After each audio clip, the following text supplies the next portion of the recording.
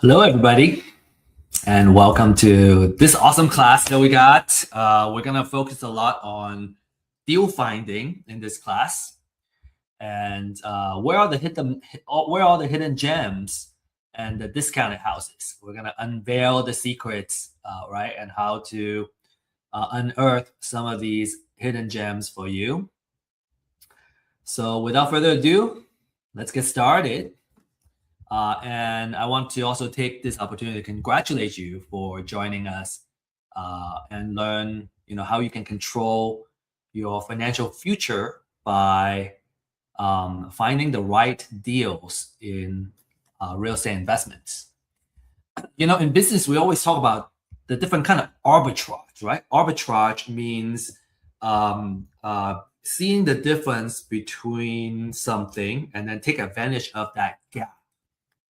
For example, an example would be, say, I'm buying low, selling high, right? And when I can make money on that gap, that's an arbitrage in the price arbitrage. When it comes to information, there's also information arbitrage, right? By learning and understanding how we can find deals and make the deals happen. We now have a lot more information than those who have not obtained this information, and we can create a lot of value, right? We can make money, profit. We can create something awesome out of this. So that's what our focus is today, is by taking advantage of this information arbitrage and beat our competition and also win some deals. Okay. I think by now, we're all here because we know real estate investment is a very lucrative business. You probably personally know somebody who has invested in real estate in the past years and made a lot of big profits or built a substantial wealth. I personally have met somebody that has acquired close to 100 single-family house portfolio, and she bought it before the COVID era, and now that it's after the COVID, we have seen a huge equity increase in terms of real estate properties, and so because of that, a lot of wealth was built just by holding these cash flowing assets, and we also want to be that. We also want to do the same. So this is a class where we can learn how we can do this. So in just the last 30 days, right? Discounted houses comes from distressed houses, distressed sellers, basically. In the last 30 days, we found over 14,000 of these distressed houses. 49,000 of those are pre-foreclosures. So some of the discounted houses, will come from pre-foreclosures. Actually, quite a lot of the majority of them. This is a gold mine, and we have a class called pre-foreclosure gold mine that you can learn about how to work these leads, right? How you can make a deal and get these deals in the contract and all that using pre-foreclosure leads. So a couple of success stories I want to show you. 64,500 profit on one deal, $85,610 profit in another, and then this one, 88,800 profit. I want to give a caveat here. These are kind of selected success stories, right? Not every deal is gonna be so lucrative, but there is opportunity where you can do that. So the natural question is, how do we find these deals and how do we make money? And in this class, we're gonna be going over how you can do that, how you can find great investment deals through distressed houses. So from a course standpoint, right, if you're a new investor looking for information and knowledge, how you can get started, this is the place to go. If you're an experienced investor, right, you've been buying wholesale leads, you want to learn how you can find deals yourself and generate leads for yourself, this is also a really great place you can start. from an exit strategy standpoint, right? Wholesale, fix and flip, buy and hold. And, I always find that being able to turn off distractions and notification really helps me focus. We are in this age of information and attention deficit and information deluge. There's so many things that are fighting for our attention that we're not present most of the time. And I think for an important class like this, with the information that we're going to be sharing, it's very important to reduce all those, right? Remove all those distractions so we can get the most out of it. And you can use the chat to introduce yourself, right? Connect with other folks that are attending this class, and really get the most out of your time here. And attend our other classes too. We have a series of these type of classes geared towards how to get started in real estate investment, how to find deals, and a lot of the step-by-step process of what needs to be done, along with a weekly live stream that we do. And I will share more information about the live stream towards the end of this talk. So don't miss out on those, right? Join the discussion, right? Learn through case studies, and learn through kind of listening, and then start doing the deals yourself. We can walk you every step of the way. Disclaimer, everything we share here is for information and education purposes, and we don't offer investment, financial, or legal advice. And always do your due diligence when you make any investment decision. Some background story about myself. Over the years, I have kind of acquired some skill sets, through just, I guess, being in business. And I think what applies here would be data management, analysis, and maybe a little bit of marketing. My background is in more technical science and engineering. I was always interested in the passive income power of real estate. Through kind of the COVID time, I really experienced, what it's like to hold cash flowing real estate assets and just see the value of the asset go up. And so, a lot of the wealth got built that way, and it will continue to be built that way. So how do we hold more of these type of assets, and kind of ride the wave, so to speak? It can be very powerful. And the struggle, I think, and I think we see that too, is that number one, it's hard to find the information we need. Number two, it's hard to find good technology, apps, and all that to get started. And then it's hard to find folks that we can ask questions to, and mentors that we can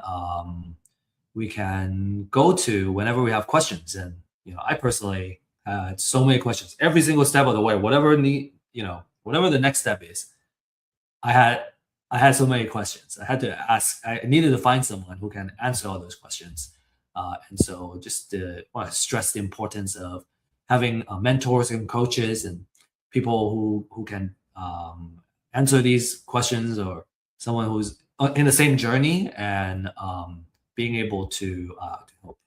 And that's what Real Estate IQ is all about. We establish Real Estate IQ to address these pain points, right? So we have weekly webinars and classes and live streams, talking about either a class that is fundamental for real estate investments, or if it's a live stream, we go over market updates, deals updates, right? Underwriting of certain deals and case studies and all that, so we can kind of learn through real cases. And then we have obviously the distress seller data and the community that you can leverage to make deals. So I hope you're excited, because we're getting started and really talk about the details of the deal finding. Okay, so we have two two things, right? Main topics today. One is how do we make money? And we'll talk about the different business models. And the second topic is where we can find these hidden discounted houses. And again, it's about finding the distress. Money is in the deal. So how do we find the deal? If we can find the deal, we can always make a profit. So business models. Okay. So people talk about exit strategy. We call it business models because that's how we can make money out of each. So there are three main business models that we'll go over today. There are some advanced ones too, which we are not going to go over. Maybe we'll go over that in our Dealmakers live stream or our office hours. And it will be kind of case-to-case basis. Okay, but let's talk about the basic ones, right? Like this is, this is the fundamental stuff. So there are three business models. The main one, the first one is buy and hold. For buy and hold, you buy the property and you rent it out for monthly cash flow. This business requires the most capital. We have two big dollar signs because you need to put down some cash in order to hold the property. And as the property continues to cash flow, right, pays for everything, you get some operating profit, cash every month. And then also there's opportunity for equity growth and all that. Okay, it's buy and hold is a wealth generator, and we'll go over that in detail a little bit down the road. Okay, fix and flip. In fix and flip, you buy a property that's undervalued. Usually either it's it is an ugly house. I think that's a nice way to say it. Either it's ugly house, something that has a lot of maintenance that has been deferred, or just something that we want to really upgrade and kind of create that appreciation. And then you sell the finished house to a home buyer, right? A retail home buyer, someone who needs to live in a house that's move-in ready. You provide that. And this requires less personal capital because you can leverage, right? If you get a house in a good deal, you can usually get financing. And there are 100% financing lenders out there that can help you fund the purchase and the repair for the property. So you don't need as much personal capital, but you still need to have some level of skin in the game. And then for wholesale, you buy a undervalued property and then you don't do anything. You may clean it up, very minimum thing. And you sell it to a fix and flipper or buy and holder. And you do that for a fee. So an average wholesale fee is about $7,000 to $8,000. This is a popular strategy for a young person, if you don't have a lot of cash, because for wholesaler, you don't need money to get started, and you can make, $7,000 to $10,000 per deal. Okay. And so here we will go over each of the business models, and with a purpose of coming up with a distress offer. So assuming we already got a deal, right? How much do we? What's the right offer? What's the maximum amount that we can offer? It's called MAO, maximum allowable offer. Okay, so for buy and hold, we got to understand the 1% rule. The 1% rule basically says that our monthly rent needs to be at least 1% of the overall purchase of the property, which includes purchase and the repair. So in this example, if I'm paying for a house, right, overall, I'm paying for it, and it's $250,000 all in, we need to make $2,500 per month in order for everything to pay itself and still yield a cash flow. And the way we can come up with an offer is to go the opposite. So what we do is we run a market analysis. It's called comparative market analysis, CMA, on rental. So if the market rent, right, based on what's being rented in the houses in the area, let's say it's around $2,500, then I do the reverse. Basically, I multiply by 100. So I got 250,000. And if the repair is 20,000, subtract that, then the highest offer that I can offer to a seller is 230,000, because all in, I'm gonna put 230K here, I put 20K here, so all in I'm at 250. I better be renting it out for 2,500. Okay, so this is a very idealized example, right? There's different fees and all that in closing, and that we are kind of ignoring, because when we follow this general rule of thumb, in general, all is kind of taken care of. So that 1% is very useful. We kind of ignore all the little fees and the noise, and kind of come up with a number that works for us. And if I want to have a little buffer, maybe I take another 5K out of this offer, 10K to kind of account for whatever fees I need to close. That's also acceptable. Now, of course, a lot of times I want to be give a high enough offer so that I can win the deal. So if I really want to win the deal, then I want to put up the highest offer that I can. Okay, so some of you may be wondering, okay, so that 1%, a monthly rent, okay, 2,500, okay, makes sense, but where does it go, right? So these are some things. 2,500, a lot of that goes to the mortgage. You got to pay taxes, insurance, there's HOA and maintenance. And if you have a property manager, you'll probably also need to include the property management fees as well. And then when you subtract all that, having that 1%, make sure that you have a decent cash flow for every house. So if you kind of, as a landlord, right, this is how, let's say, one house, we make, say 500, right? Let's take off that 75. Every month we make $500 a month. If we have 10 of these, every month we'll make 5,000, which is 60,000 a year. And if we have 20 houses, right, that's 10,000, which is pretty good way to make income. And most of it is passive. Of course, when you are running a buy and hold business, it's never 100% passive. But if you're kind of looking at a way to kind of replace your income, it wouldn't take, it's not a full-time job to manage. Again, of course, if you also have a property manager in place, it's not a full-time job to manage 20 houses. And for buy and hold, you are in the landlord business. This means that you're going to be working with a property manager, right, or directly with the tenant. And your attention is going to be on, number one, getting a place lease at all times, generating cash flow. And you always want to pay attention to your tenant quality and vacancy. So those are the things that can eat up your profit. If you have a low quality tenant, they're late on payments, they don't pay, they trash the place, right? That's going to affect your investment.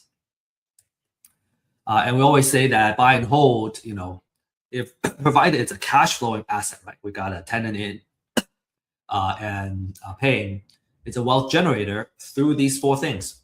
One is the cash flow that we just mentioned. And then the second one is appreciation. So you can hedge it against inflation. And then there are two types of appreciation too. One is called natural appreciation, which means just by holding it, the value has gone up. And say during an economic downturn, and a lot of kind of easy credit creating that appreciation, you're going to see the value of the property go up. And natural appreciation is more passive. It's not something that we need to do. We just hold it and kind of watch the value grow. So on average, the house itself naturally appreciates, and then also during economic downturn, it appreciates more significantly as well. The other type of appreciation is called forced appreciation. That means we go in there, we fix up the house, and now the house is in a much better shape, and now it's also worth more. So we force the property to appreciate in value. And then you have tax savings, right? You got depreciation, you get mortgage interest that you can write off, and then you also have operating expenses that you can write off in terms of taxes. And then every single month, as you pay down the mortgage, the principal gets paid down, so you have equity build up as well. So those four things are working combined together, working on top of each other to help you build wealth slowly. Next, let's talk about fix and flip. For fix and flip, we pay attention to the 70% rule. Okay, so let's talk about how we can apply to it. The 70% rule means that we should only pay 70% of the after repair value of the property. So let's say a house, we run the after repair value. And how do we do that? We usually will also need to run a CMA, a comparative market analysis, to see what the houses around the area are selling for and come up with the kind of estimate. So in this case, let's say it's 500,000, then 70% of that is 350. So 350 minus, say in this case, the repair budget is 70,000. Subtracting that, that's $280,000. That's my maximum allowable offer. So that means, we buy it, we fix it up, and at most we are at 70 cents to $1. The other 30%, will go into holding costs, closing costs, and financing costs and all that. So we need that buffer. Okay, where's that 30%? I kind of vaguely mentioned it. So here it is, in text. So in this case, that 30% is 150K. And these are just some idealized example, right? There's closing costs. When I acquire it, there's closing. When I sell it, there's also closing, okay? And then during the time of the rehab, I also have to be paying for holding costs and maintenance and all that. And then if we get hard money or private money as financing, we also have to pay for financial costs. So all that said, we can still make a pretty handsome profit, which is fantastic in this case. Right? Fantastic return for one project, 90,000. For fix and flip business, you're basically in the construction business, right? That means a lot of the attention will be on rehabbing the property, make sure you're on schedule, on time, right? You probably, if you're going to manage subcontractors, right, you're going to be managing them and making sure they are producing quality work and they are available to do the work.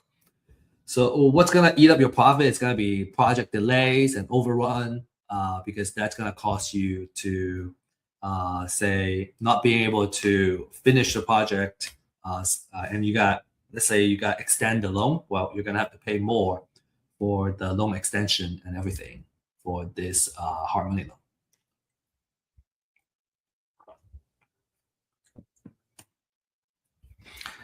For wholesale, your target market, right? Your buyers are investors.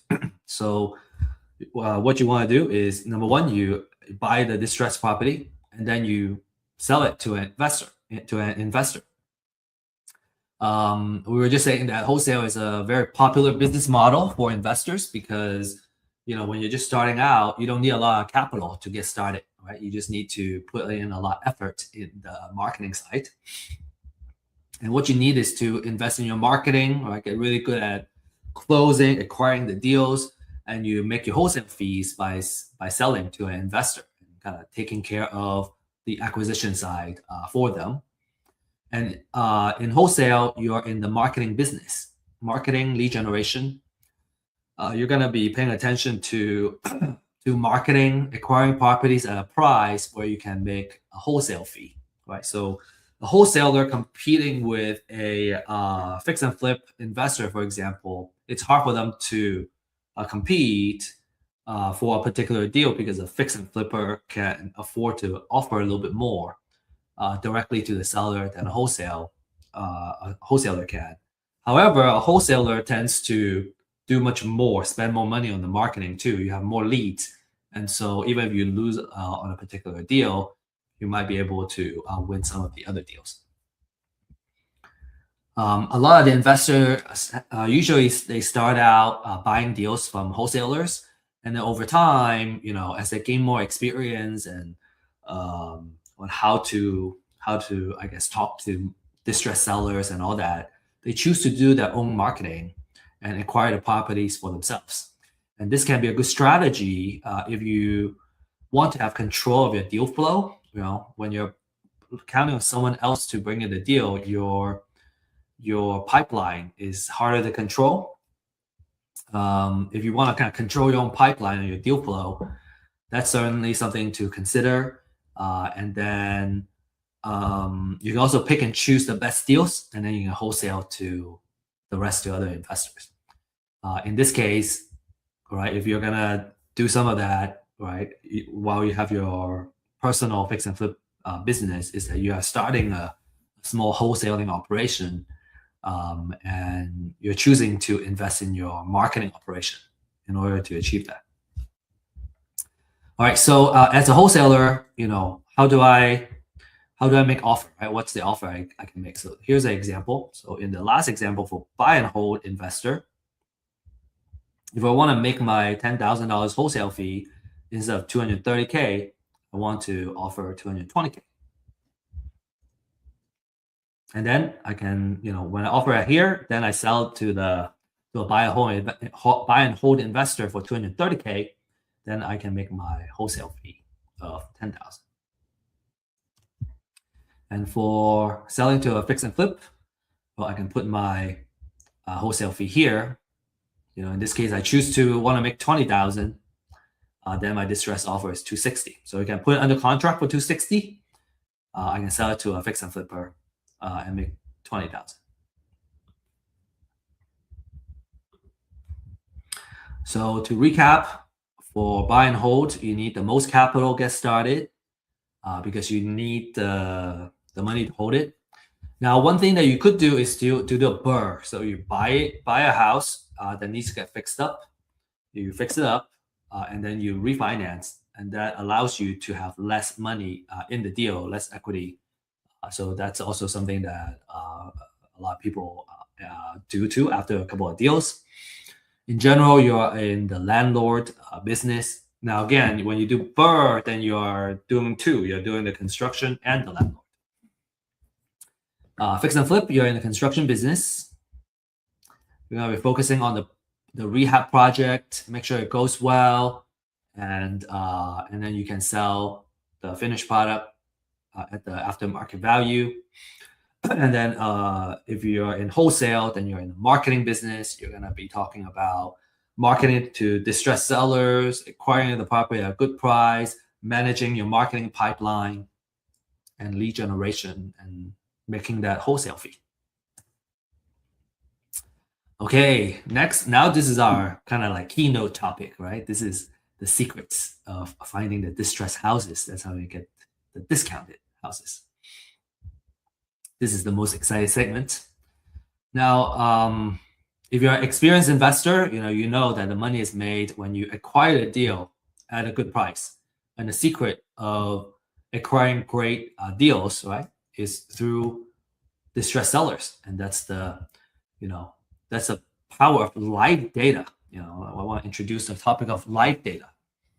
And live data is basically a signal in life, right? Something that is happening to a person's life.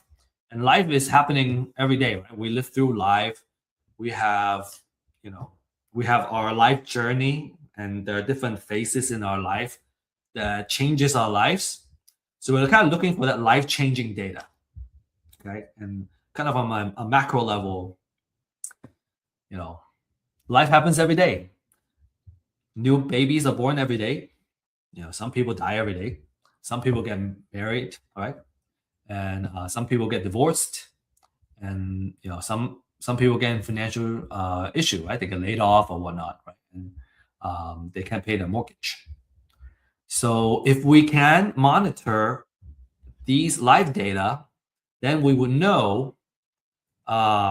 Sometimes we can predict sometimes we just know because of that trigger that they're distressed because these are life-changing events. If if you have gone through, or if you reflect in your own life and the different type of life-changing events like moving to another city, um, getting married, right, having kids, and all that, you would likely agree that they're so powerful, right? When your life happens, we just have to deal with it. All we can do is kind of play catch up, enjoy life, but you have to kind of deal with it. And so anybody that comes with us to help us solve our problems and our pain points, we highly appreciate that. And so imagine that, as a marketer, right, we have access to the life signals. And when somebody, got married, a lot of times they need to upsize, right? If especially they have kids, they have more people in the family, they got to upsize. When they get divorced, very likely they're going to end up selling the house. When a loved one dies, they're going to inherit the house. Maybe they want to keep the house, maybe they don't. And so by being able to stay on top of this kind of life data, we can utilize it as marketers to offer solutions to them. And I'm not just talking about, we're talking about as real estate investors, right, buying the house, but it's the kind of idea is bigger than that, right? Having this access to this kind of life data helps us kind of predict what are some of the things that they're going to do in the near future. For example, I think Target kind of keeps track of different people's kind of buying patterns and life data, and they can kind of predict when someone is going to get pregnant and when someone's going to have kids. These are the stories that I hear. I don't know how accurate it is. So, but I believe that, right? Being a marketer myself and being, having the understanding of this type of data. So to find people that are motivated to sell or distressed, right? We want to find the folks that are in some kind of financial distress. If you can get a hand on this kind of life data, then then we can help them out, and in a way, being able to buy the property at a distressed price, and still being able to help them, right? And a lot of times they need to sell fast to get out of a bad situation. So real estate is not liquid, right? So if you need to sell fast, you're gonna have to kind of take a discounted offer. So let's talk about different types of distress. Okay, and these are kind of the data that we can mine and we can focus on. Okay, the first one is a pre-foreclosure list, right? These are folks that are about to lose their house in an upcoming foreclosure auction. And many investors like to market to these distressed sellers because they tend to be in a more desperate situation, right? They have to sell fast. If they don't sell it by the foreclosure auction, they're gonna lose everything. And then there's potentially a deficiency judgment the lender can use to go after them. So for pre-foreclosures, you're reaching them before the houses hit the auction, and you can directly negotiate with the seller. From a pricing standpoint, they're pretty affordable, $200 to $300 a month, and you can get really, really awesome leads that are ready to close very quickly too. Okay, so one of the favorite lists out there. And as with all kinds of marketing efforts, sometimes when you try to outreach to someone, some people appreciate your outreach, some people don't. You can choose to we choose to work with the folks that appreciate our outreach and being there to solve their problem. But of course, not everyone is appreciative too. And what's a joy in life if we work with folks that stress us out, right? So I usually work with the folks that are pleasant to work with. Okay, so that's the pre-foreclosure. Okay, there's another type, which is called appointment of substitute trustee. And in short, it means a pre-foreclosure. It means that it happens usually before it goes to foreclosure. And what that really is about is that when a national lender, right, forecloses on a borrower, many times they wouldn't send somebody to a local county to process the foreclosure. So what they do is they would appoint or assign a substitute trustee that are in that local county to do the foreclosure proceedings. And so when we see that, that's a signal that, okay, a notice of sale or the foreclosure, it's gonna go onto the pre-foreclosure list. But now you're able to kind of reach them a little bit sooner. In some cases, not all cases, you have more time to reach out to these distressed sellers. So we call it pre-foreclosure. It's also a very popular list amongst savvy investors because it gives you more time to kind of nurture and work with the motivated sellers. We have a class called pre-foreclosure goldmine. And again, we go deep into how to work these leads. So if you're interested, make sure you join that class, okay? Next, we have probate. This is another popular life signal for real estate investors. And what that means is, someone has passed away. He or she owned a real estate property.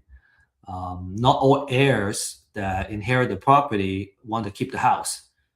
Maybe they want to sell it to settle, some of the expenses and all that, right? Maybe there's some debt from the passing person that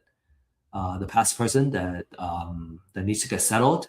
The estate needs to sell, or maybe it's just you can keep them, but it's a headache to keep it to upkeep. Not everybody wants to be a landlord, and so upkeep and maintenance, right? Not everybody is interested in dealing with that. And experienced investors love probate because they're extremely lucrative, right? Typically, when a person dies, they have already paid off the property, or there's a big equity on those properties, and so you can offer a cash offer, and everybody can win. And because they're so lucrative, the leads are also very expensive. They're usually about $3 per lead. Okay, and then another major type is eviction, right? These are tire landlords. There are two types that you can take advantage of. One is a professional landlord. This is somebody who owns a portfolio of properties. They have been building it for years and holding it for years. They have kind of built a lot of wealth with it too, but now they're ready to just sell and retire. And this is a fantastic situation because you get all that, the entire portfolio, and your problem is going to be, okay, how do I sell this portfolio of deals, which is a good problem to have. Maybe we can help you with that too. We have a lot of investors in our community. And the second type, which is more common, and actually a Zillow report just stated that there has been a way uptick in accidental landlords. These are the folks that maybe they buy another house, right? Because of life change, they need a bigger house or a smaller house, and now they have the old house, and now they are, they decided to lease out, but now they have eviction, right? The tenant stopped paying, and they have to evict them. That's a bad taste in the mouth. They don't want to do this anymore. They want to sell. So we can take the problem off their hands. They're motivated. Divorce, we deal with this a lot. Maybe the court has ordered the seller to sell. Maybe you need to have cash to kind of pay off the ex, And that's also a expensive list, about $3 per lead. Okay, then we have taxes, right? In the beginning, the person owes, they're delinquent in paying for the property taxes, and then after a certain amount of time passed, then the county decides to put it into a tax foreclosure, and so you owe property taxes. So those are also very motivated sellers. Depending on, right, if it's tax foreclosure, they are very desperate. Delinquent taxes, sometimes the amount is not very high. So we usually filter out the ones that have a higher delinquent tax amount. Moving on, there are also code violations, right? A couple of ones that we look for are tall grass, exposed roof, or unsafe type of violation. The city has this information, and they have their own codes. A lot of the codes are very similar across different cities. The distress is that they can't keep it up, and so that's something we would love to market to as well. And then there are liens. They owe money either to the IRS, Uncle Sam, or they owe a mechanic's lien, right? They owe a contractor, or there's a hospital lien, which means they owe the hospital some medical bills.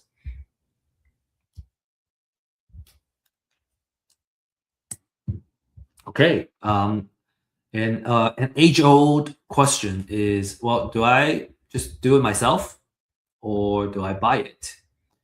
And if you know how to mine all this information, right? Get court papers and all that, you can do it yourself. I personally would suggest that if you have the time, you can learn how to do it. But if you're going to operate a business, you don't want to spend the time to do that.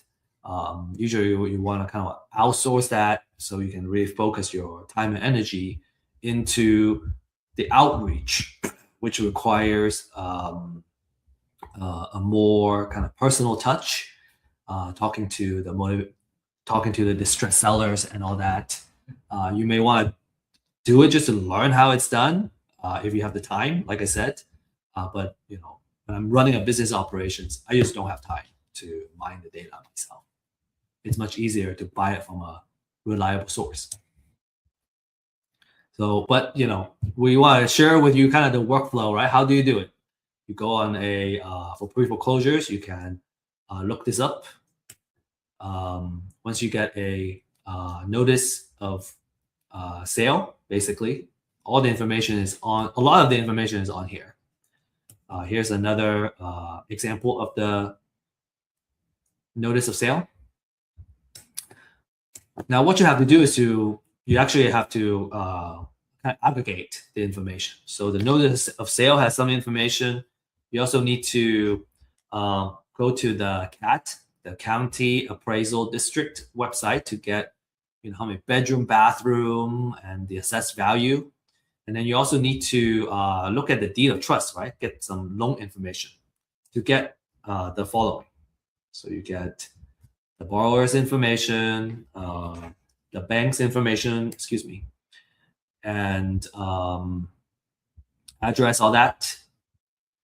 And then you gotta figure out the financial information. You can mine all that information. So all of this is available. It's just a lot. It's just a lot to do. And so it's much easier to outsource it. It's kind of our conclusion. Okay, probate, you can look up, go to a probate court and look that up. And these are the information. The decedent, is there a real property? Sometimes there's no real estate property there. And then, you can also kind of read the filing and capture all this information. Delinquent taxes, you can pay the county. So, all of this combined takes about 15 to 20 minutes of research per record, especially for the pre-foreclosure and probate. And it's just a lot of leads. I think it's just so much easier to use the data and instead of doing it. But that would just be my suggestion. Anyway, a quality list is gonna tend to have these type of information, and you want to pay attention to the update frequency and all that. The last thing is just kind of want to go over. A lot of folks would kind of look at the equity percentage as a filter. When you have all the information, maybe there's like 1,000 leads. Well, do I market to 1,000 people or do I market to 100 people? And you may have different approaches. Some people prefer to have a more focused list for driving there, door knocking, or doing outreach. And if you want to kind of shrink your list, you tend to kind of look at the address, right? What zip code makes sense for you, the equity percentage, and some people care about if there is already a loan modification or loan type, different kind of loan type in place. So you can kind of create, after you get this list, you can kind of filter it down to your own list, and then you can create a niche that you can dominate in because you specialize in that particular type of distressed sellers. So kind of already talked about that. The most important thing, I think, especially for quick foreclosure, is the freshness, right? The speed to the leads is very important. Okay, so we still have some time, so I want to use this time to share a case study with you. And this is a property that we acquired in Mart, Texas, which is about 20 minutes from Waco in Texas. And the owner owed about $3,500 in mortgage. Right, so he was behind in the payment, and we were able to reach him. He said that the house needed AC fix, septic system, new paint, and we estimated a rehab budget to be about $30 per square feet. He owes $105,000, and it was a price for $365-ish, and he wants $230,000 to $240,000 as an offer. And what was interesting is that this house, it has 20 acres of land attached to it, and the land is in the opportunity zone, which gives favorable tax treatment on capital gains. And so that was kind of intriguing for us. So when we evaluated this, right, we used the 70% rule of thumb, and we decided to offer $215,000. Okay, if I were to wholesale it, I would take $10,000 off of this and try to make $10,000 of wholesale fee. So these are some before photos, right? The gate going in, you gotta go in quite a bit, and then there's 20 acres of land, as you can see in here. This is what the kitchen looks like inside. There's a kind of big area. I don't know if I would call it an island, but this area is kind of dividing the kitchen from the rest of the living room. And then we have some photos of the bathrooms, bedrooms. Okay, and then we started, we acquired the property, and then we started improving it. So phase one is called a demo. So we rip everything off. You're gonna see a lot of activities and a big change, right? You're ripping off the carpet, you're ripping off everything. Okay, so that's what these looks like. And then phase two, started working on the outside, and the inside already got ripped off. Everything got ripped out, and we painted the interior. First coat or first two coats of paint. And then in here, you can kind of see like there was a addition that the original owner added here, but it was very low ceiling. It wasn't built to code. And at first we thought, okay, maybe we can use the additional square footage, but it turned out to be too expensive to bring it back up to code. So the decision after that was to remove it and change the entryway into a window. So that's what we're seeing here. And then, in the middle of the kind of bathroom. Okay, this is during. So here, the addition got removed out here, and we added a window. And you can see the gate has been painted. So now it's looking nice and pretty. Things are starting to come together in phase 2.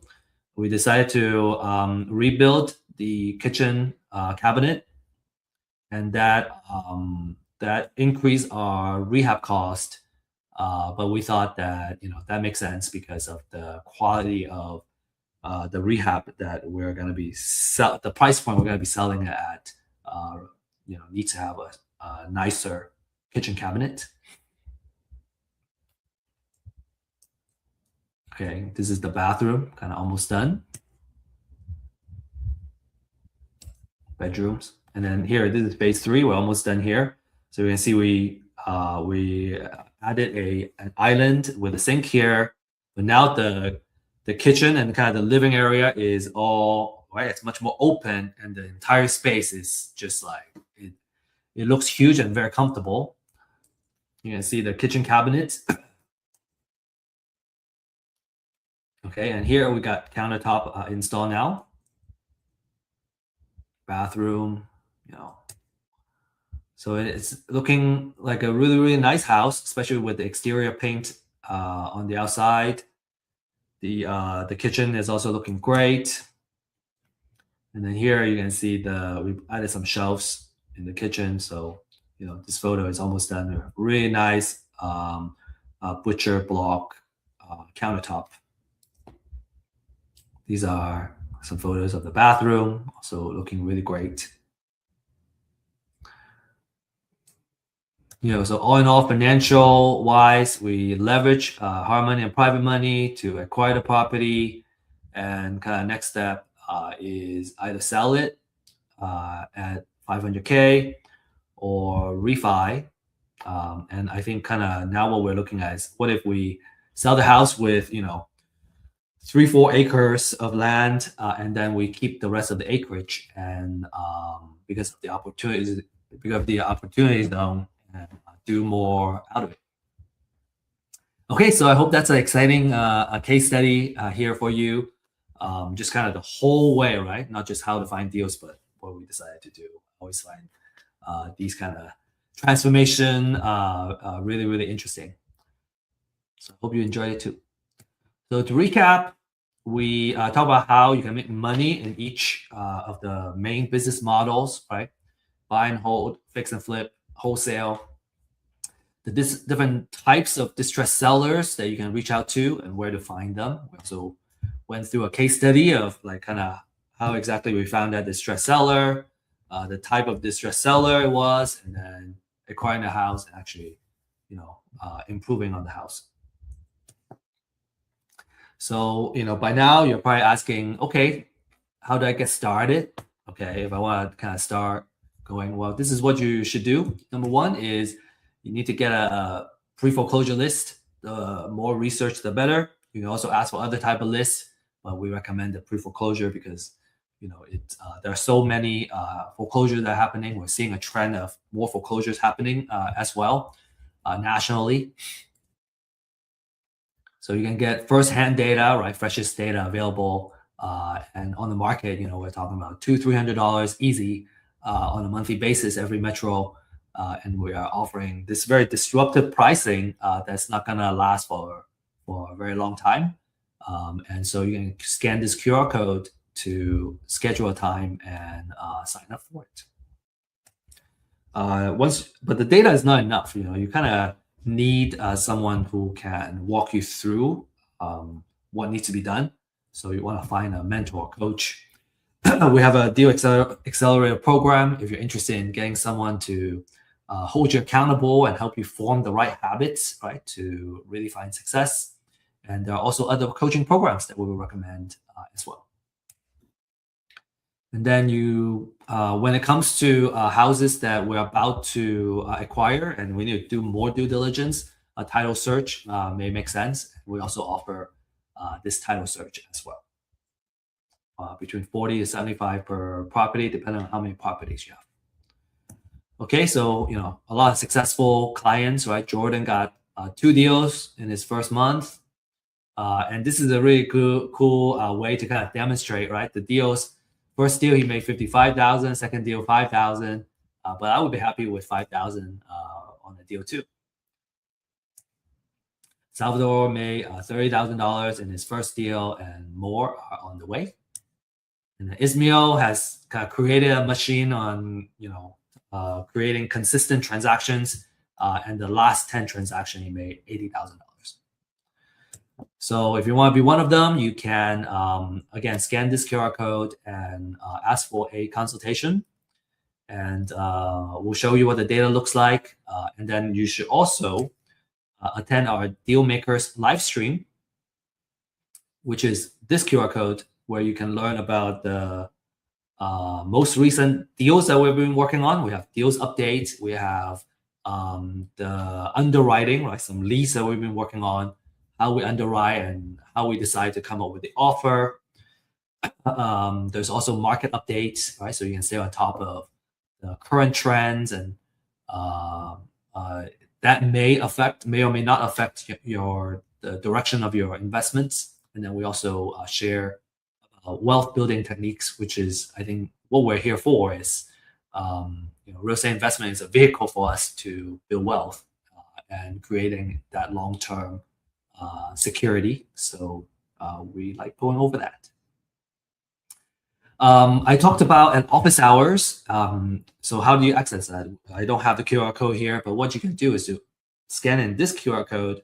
It will take you to our website, and then you under event, you can you'll be able to find the link to not just this live stream, but also the office hours and our open house. So we got a slew of events that we have created and we're bringing to you on a weekly basis. So join the community and introduce yourself if you like, and come learn and come share also. Now, with that said, that's what I have prepared for you today. I hope you enjoyed the talk. I certainly really enjoyed being here, and thank you, and best of luck, and happy investing.